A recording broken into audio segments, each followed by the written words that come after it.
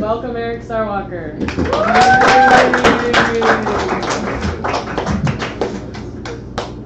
Okay, well, that was the talk. So we are in the culmination phase of an extraordinary window that began last September with Jupiter entering the sign of Libra. Some of you may know who are into astrology that every sign has a planet that's associated with it, said to rule that sign. So when Jupiter is in Libra, he looks to the ruler of Libra, Venus, as his guide. So, hey Sophia. And so this whole last year has had a Venusian undertone,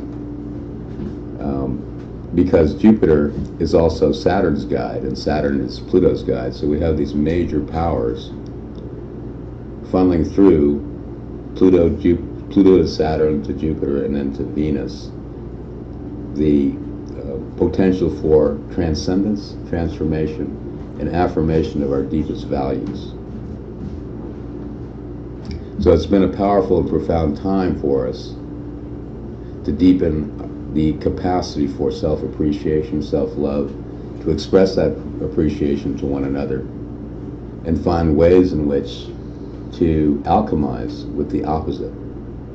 So we've had this flaring up of the opposites throughout this last year with the polarization we've been experiencing in America as an opportunity to deepen our understanding of recognizing the value in the opposite, those who polarized against us, and finding a third point that harmonizes the two with greater understanding, appreciation, and, can we say, love. So because Pluto's in Capricorn looking to Saturn, and Saturn's looking to Jupiter in Sagittarius, Jupiter's transition from one sign to another is much more potent and powerful than usual. And Jupiter's been in Libra, like I said, since last September, and is about to shift into the sign of Scorpio on October 10th. So Scorpio is ruled by what? By who? Mars. Pluto. Pluto is the higher octave ruler of Scorpio. So Jupiter will shift from looking to Venus as his guide to Pluto as his guide. Pluto's in Capricorn. He's looking to Saturn. Saturn's looking to Jupiter.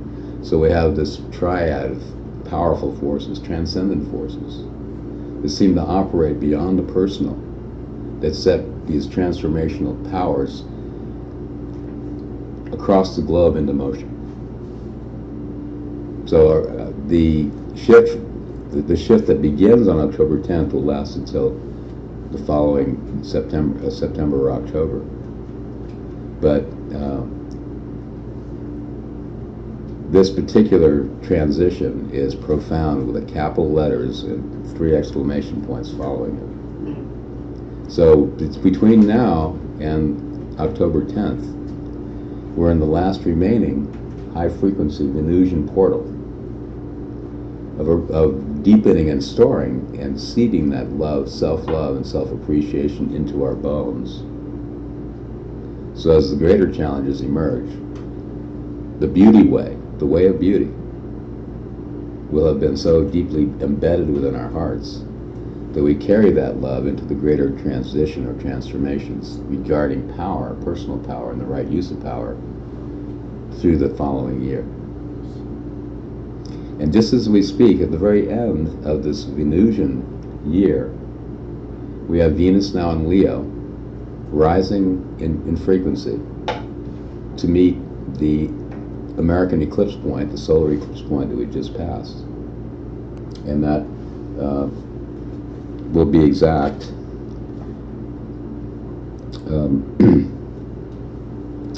this Sunday. So Venus is in late Leo now, and it will reach that 29th degree of Leo on Sunday. So this whole weekend, with the moon just having entered Leo around 6 o'clock this evening, is the final extension extended window of the eclipse energy that we've been feeling all this time. Mercury and Mars already combined with the eclipse point. They moved into Mercury and Mars have already combined with the eclipse point and have moved into Virgo. So it's really this beautiful opportunity to recognize the inner fire that Venus carries in loving and appreciating the solar entity that we are, the brilliant star that we are, and really knowing that without question, that the beauty that we are radiates outward without hesitation. Even if the darkening clouds begin to form, we are that star in the midst of the darkness. And this is the opportunity to really anchor that in this weekend by showing up full time, big time, with the beauty of that star ignited within you. And this will culminate on Sunday with Venus activating the solar eclipse point. And then she will then move into Virgo on Tuesday. The new moon is on Tuesday evening, and she'll move into Virgo at 6:15 p.m. on Tuesday, which is 3 days before the fall equinox, with the sun also being in Virgo until the fall equinox. So we have this super Virgo window between now and the new moon on the 19th and the fall equinox on the 22nd. And there will be a strong Virgoan emphasis between the new moon and the time that Jupiter actually enters Scorpio.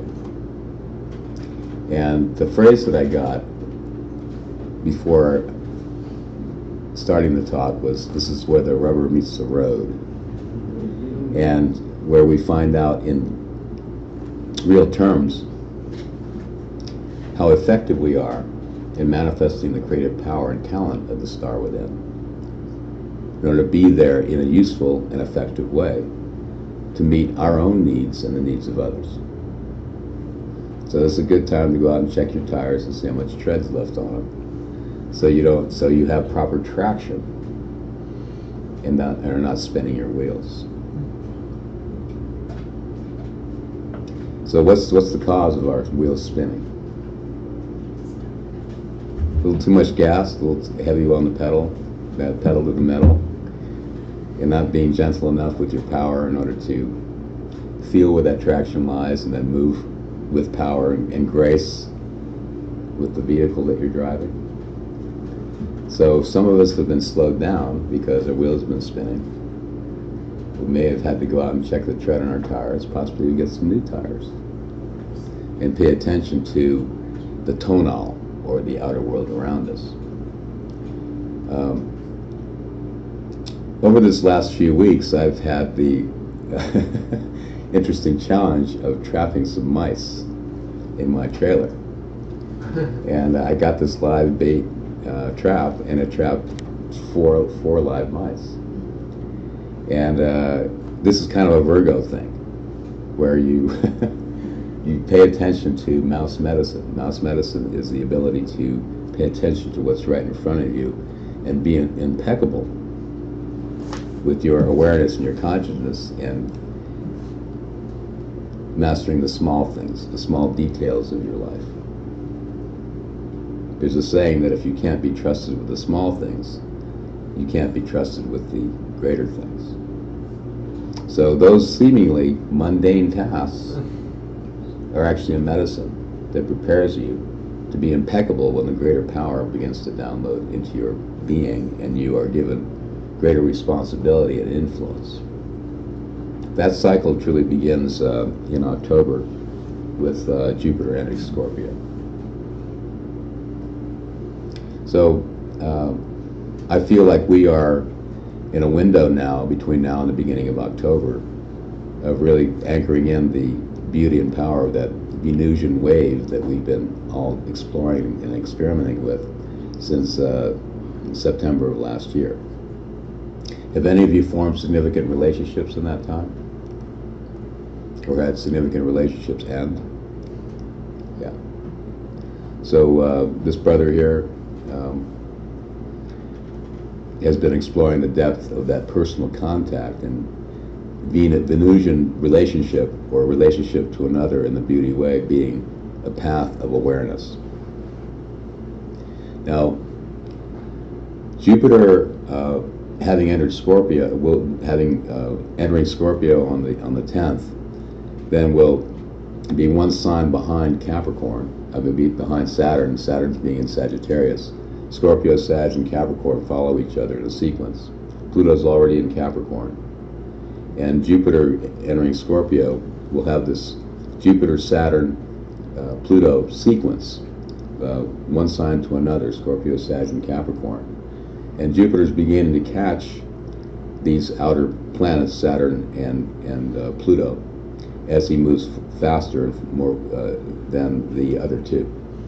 So Saturn, being behind Pluto, is about to enter his own sign in December, joining Pluto in Capricorn, leading up to the conjunctions of 2020, with Saturn making a threefold conjunction to Pluto, and then Jupiter also catching that combination in 2020, and finally making the next conjunction with Saturn at 0 degrees of Aquarius in 2020, 12/21/2020. So the reason I'm diving into this now is because as Jupiter enters Scorpio, that sequence will begin to intensify, and the building wave toward 2020, and that massive conjunction and concentration of power that signals the culmination of this possibly this present age, will begin in earnest. Jupiter then enters his own sign in 2019 in Sagittarius, and Saturn will be continuing to approach Pluto through that period. So the gravity of the initiation beginning in October will be so profound that many of us will feel like we've now been called to duty. Everything we've done to this point in our lives has prepared us for this time of destiny, not just in our own personal lives, but in terms of the outcome of this culminating phase of thousands of years of history, reaching a turning point that is so profound and massive that we can't anticipate the outcome. The outcome will be determined by the individual choices we make, the collective choices we make, and how we recognize the opportunity to steer the ship of civilization away from the iceberg and then to clear sailing seas, so that we can build upon a foundation that harmonizes with the true nature of our human potential. So does everybody feel that we're like building to a climax of some sort, in the next few years? Go ahead. Well, it seems like ever since the eclipse, there's been an intensification of the Earth changes. Mm-hmm.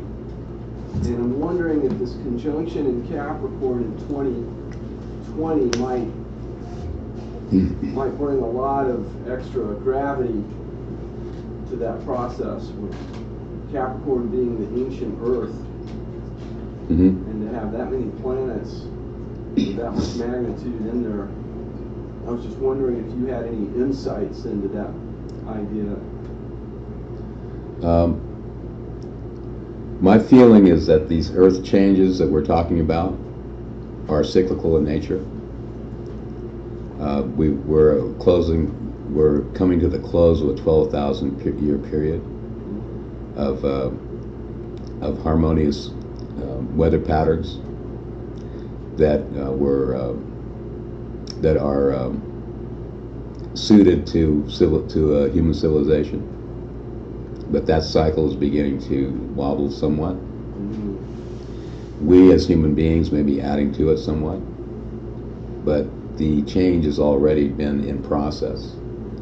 and this global historical weather change is, we have followed, we have ice ages followed by periods of warming. So I'm not convinced that it's directly connected to the outer planets, the planets in our solar system. I think this is more part of Earth's natural rhythm. So that's what we may be seeing beginning to transpire. And how we engage that consciously may have an effect on how we navigate through Earth's natural evolutionary history and adapt ourselves as a human species in relationship to it. But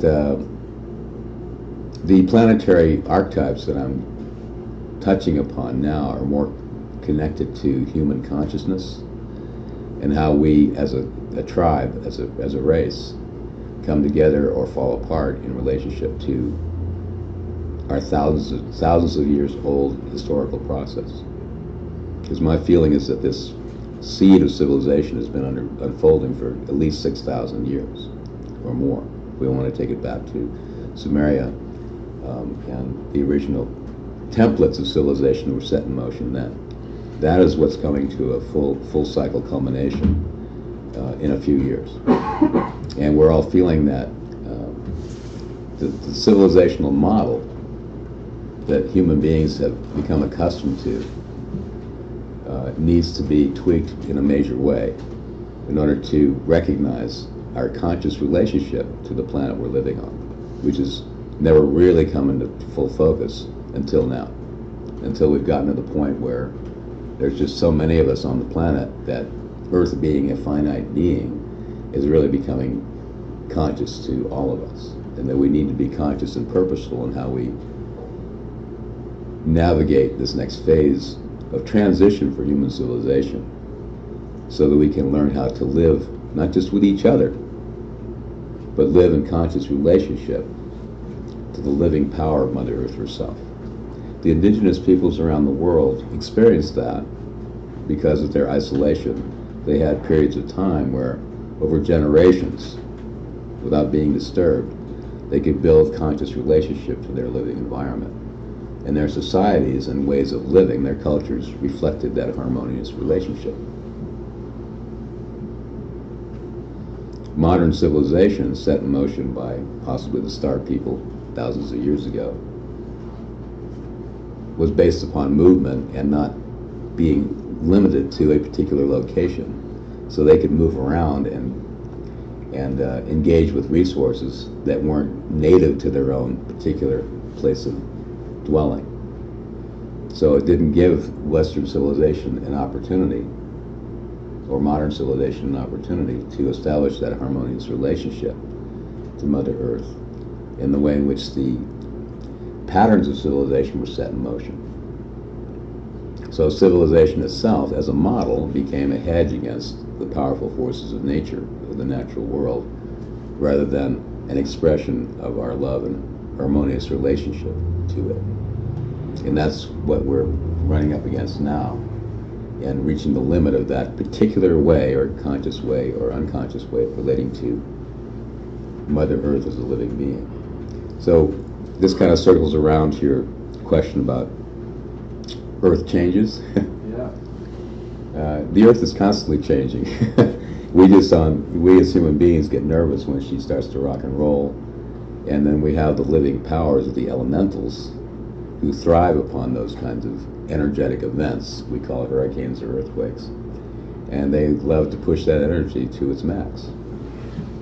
So it's interesting to me, though, as I was meditating on Key West and other places that have been experiencing this movement of their assemblage point as an opportunity to rise to a more conscious, cooperative, and loving way of being with one another, and relationship to the environment around them. Because once a hurricane sweeps through your area, you can no longer ignore the fact that Mother Earth is a powerful, living being who needs to be consciously related to and understood if you're going to live and survive in a harmonious way here on planet Earth. So these these medicine powers of Earth, these hurricanes or tornadoes or earthquakes, if they do in fact do increase, then they will be an opportunity, a heyoka, to offer the human race the ability to come together beyond race, culture, and status to live in a more cooperative way. Because what some parts of the world are experiencing, particularly in the Caribbean now, is the breakdown of civilization in a destructive fashion. And people around the world are noticing that, if we don't learn to live in harmonious relationship to our neighbors, when a crisis emerges, neighbor may turn against neighbor. Because those fundamental relationships, the fabric of culture that is healthy in its nature, hasn't been established ahead of time. So when a crisis hits, you have person or people pitted against other people who haven't been able to establish loving or harmonious or respectful relationship to one another. So that when crisis hits, rather than polarizing one against the other, they actually come together and cooperate with one another, because the love bonds have already, and the societal bonds have been established already. If you have a close-knit family and a crisis hits, it pulls the family closer together. If you have a family that's been at each other's throat, when a crisis hits, it polarizes one against the other, and you wind up in court.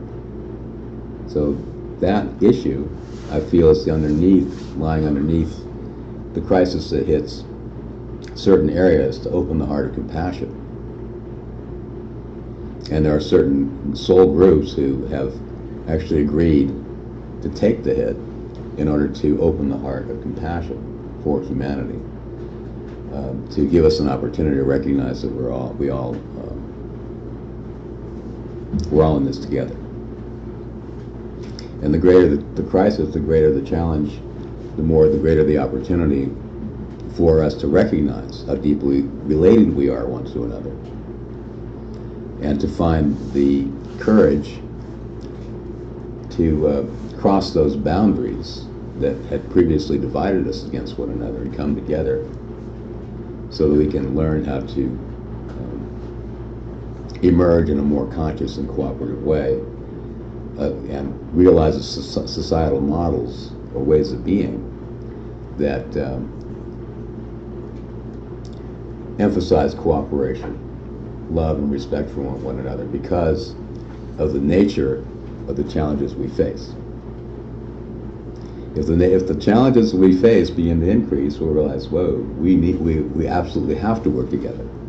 We have to overcome these surface hostilities, because we will need each other. We'll need everyone on board to cooperate in a constructive manner to meet the challenges ahead. So the Earth changes, to me, are in a way a gift from Mother Earth to catalyze us to model ways in which we can come together as a race and meet these particular challenges in a constructive way.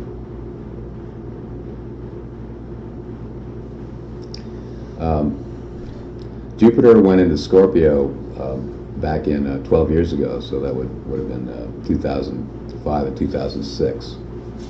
But Pluto wasn't in Capricorn and Saturn in Sag, so it was a powerful combination of forces, but not nearly as powerful as the one coming up over the next 3 years.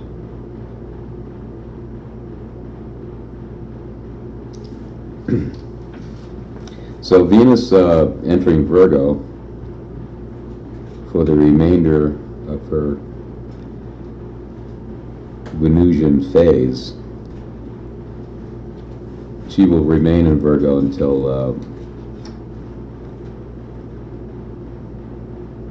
October 14th. So, and Jupiter will have just entered Scorpio a few days before. So Venus in Virgo, she's said to be in her most difficult place, but the greater the difficulty, the greater the mastery. Does anybody have Venus and Virgo in their charts? No. Yeah, Venus, so the Virgoan phase lasting through October 14th is an opportunity to perfect our love for ourselves. Venus has a difficult time in Virgo because she is naturally connected to forming relationships to one another, reaching out and establishing cooperative, loving bonds. Whereas in Virgo, she becomes the opportunity here is for her to be at service to another who has a greater need than her. And if you're a nurse with someone who is on the verge of dying, you can't expect a relationship with that person or have that person return to you in like kind what you're giving to them. So the Venus in Virgo phase is recognizing that in your giving, in your medicine, what you share, what you carry, when you extend yourself in a loving manner to another, that the act of giving itself is complete. It's its own reward. So we may find that if we're not receiving acknowledgement or return in like kind for our serving another, it's an opportunity to perfect and true that service, so it's a pure act of love without seeking return from another. So this is also a perfect time to master and hone your talents, your abilities, to facet that gem and find that your act of giving during that time is so complete in itself that any reward or acknowledgement that may return is just icing on the cake. It's not required in order to affirm the value of what you're giving. So the Virgo phase is really asking us to, like I said earlier, check our tires and make sure we've got plenty of tread, and be ready to go to work and put the tremendous starlight that we are into practical service to another as a means through which we then understand how we can really be useful to others in a meaningful way.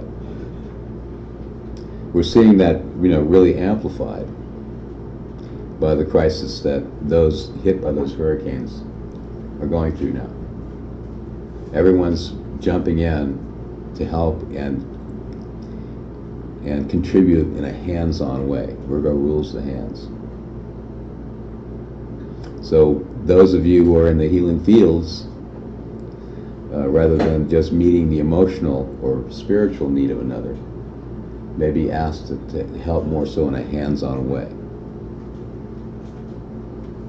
You see an older person struggling with their groceries, and you help them carry those groceries to the car as an act of loving service.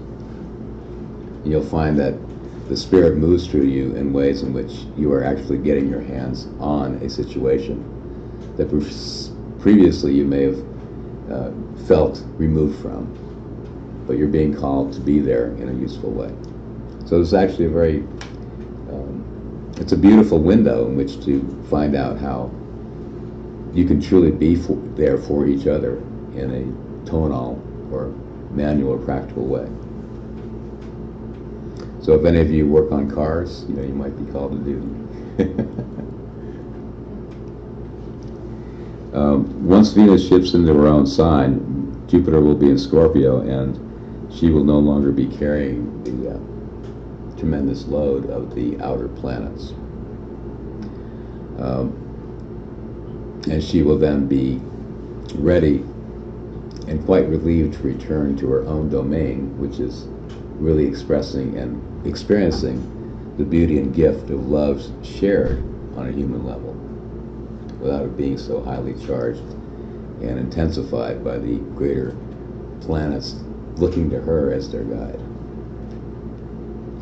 So how many of you are in a relationship that have had some challenges this last year? Feeling that these greater archetypal powers were just like completely manifesting in your own personal relationship and there was nowhere to hide.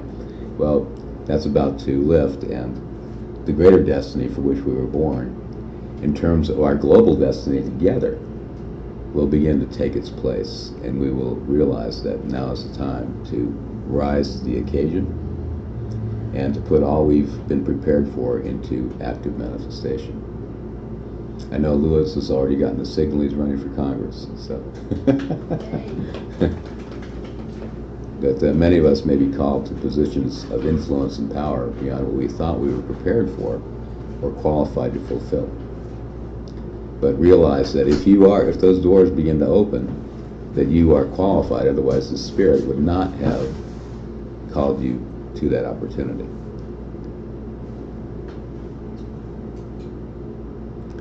So this particular talk is an in-between talk, because by the time we connect again, I'll be doing another talk on October 28th, we will have crossed that threshold, and whoa, we'll be able to dive deeper into the significance and opportunity of this portal opening. Any questions? Comments?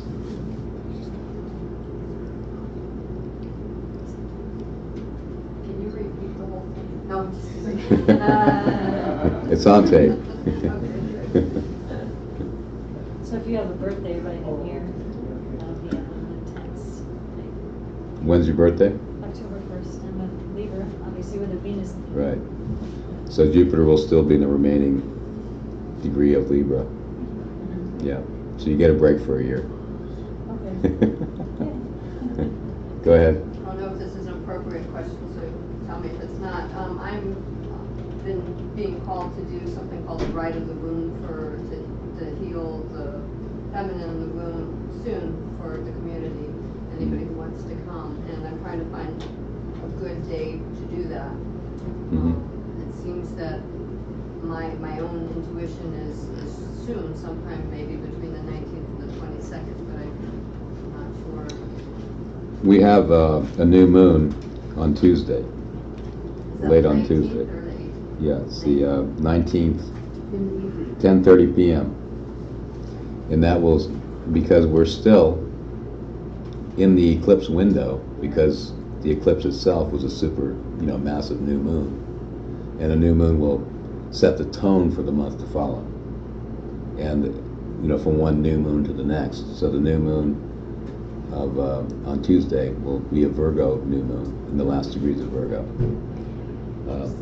From that point onward, you can see the energy that will then open the portal for the next month. So I would suggest any time after that. Anytime after the 19th. Yeah. Because we're entering the dark of the moon the 3 days before the new moon. And that's kind of an integration time, sometimes it's a dying time, of really deeply becoming illuminated to the meaning and purpose, particularly since the solar eclipse. Thank you. But I'd have to look at your chart to give you further, input on that.